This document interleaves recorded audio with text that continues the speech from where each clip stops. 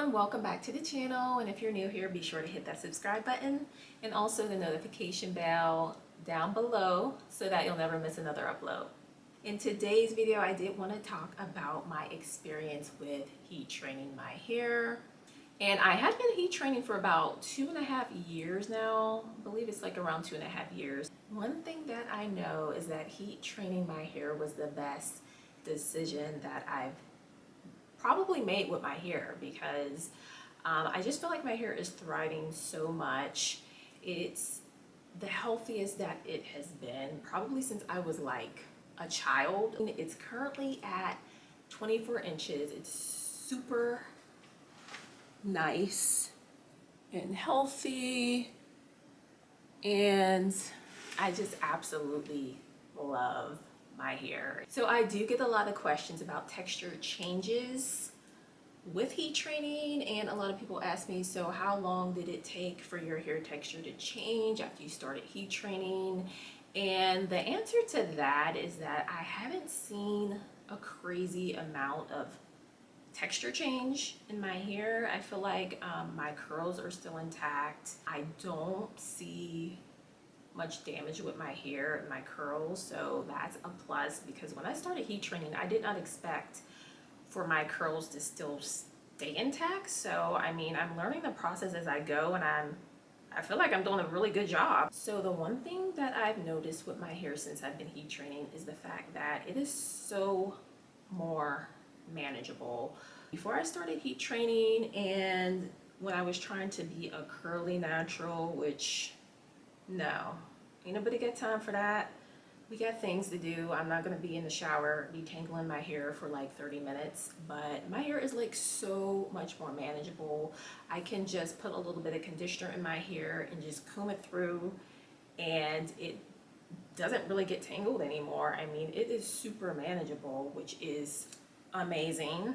I do notice sometimes that my very ends of my hair do get straighter than the rest of my hair. Like, it'll just look like the curl is looser at the very ends, and that's just because I need a trim.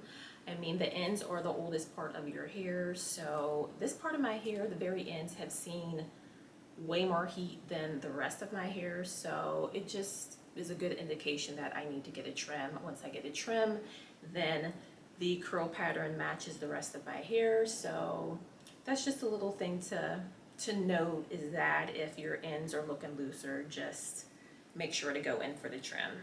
So when I first started heat training, I remember going to the salon and she did the silk press on my hair, and literally not even like a half an hour later, my hair was already like puffy. And that really pissed me off because I'm like, I just paid to straighten my hair and I walk outside in the humidity and it's just puffing up.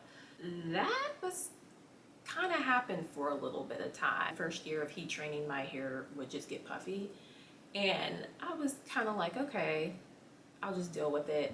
But now that I have actually been able to just go out in the heat and my hair doesn't revert, it doesn't puff up anymore, which is amazing. So I just wrap my hair at night, I take the wrap down, and my hair stays straight. So that's a positive. So I really feel like at this point I am actually technically heat trained. So another thing I would say with heat training is that as far as length retention, I feel like it is really good practice to keep up with your Olaplex treatments. I feel like when I kind of strayed away from that, I kind of got away from Olaplex. I wasn't doing it as much as I was, like I should have been doing, because Olaplex really helps you to, you know, maintain the bonds and repair your hair. So yeah, I kind of gotten away from that for a little bit, and I did notice a change in my hair, as well as I wasn't taking breaks like I was when I first started heat training. When I first started heat training, I was alternating in between just blowouts and then blowouts and silk presses, just to give my hair a little bit of a break from the extra heat. And that worked out so well. I retained so much length with that method. But I noticed this past year, since I've been doing like back-to-back silk presses and I wasn't doing Olaplex treatments as much, I noticed that when I was going to the salon, she was having to cut 2 inches instead of the typical 1 inch or less. There's times when I went to the salon in the past and she barely even cut an inch. So I know those are like the 2 things that I wasn't doing, taking breaks and keeping up with the Olaplex. So also I am going to take a break from heat, probably for at least 1 to 2 months, just to give my hair a little bit of a break so that my ends stay healthier. You know, I got to get back on my A game, but at the end of the day, my hair is still pretty long. Even for not taking those breaks, it's still 24 inches, so I didn't do too bad. But I definitely know that I will be able to retain more length if I choose to, if I just, you know, go back to taking my breaks. As far as how often I use heat on my hair, I get that question a lot. I use heat on my hair every 3 weeks. Sometimes I could go 4 weeks.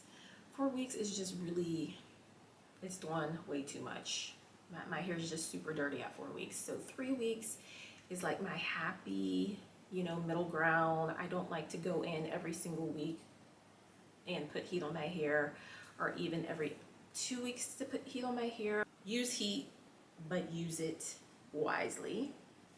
And then it's also been working out for me where now that I feel like my hair is heat trained and it takes heat better, I'm able to use like a lower heat setting. Now I use like 380 to 390. Before, when I started heat training, I was using 410 degrees. And, you know, even then my hair would still look a little bit puffy with the flat iron that I was using at the time. So yeah, my hair is definitely taking better to heat with the lower temperature settings, which is a plus for me, so that I am able to maintain my curls and, you know, maintain healthy hair basically. So that is pretty much it for today's video. I did want to give you guys a little bit of a hair journey update and let you know, if you're thinking about heat training your hair, then you definitely should. I have had great results and I absolutely love it.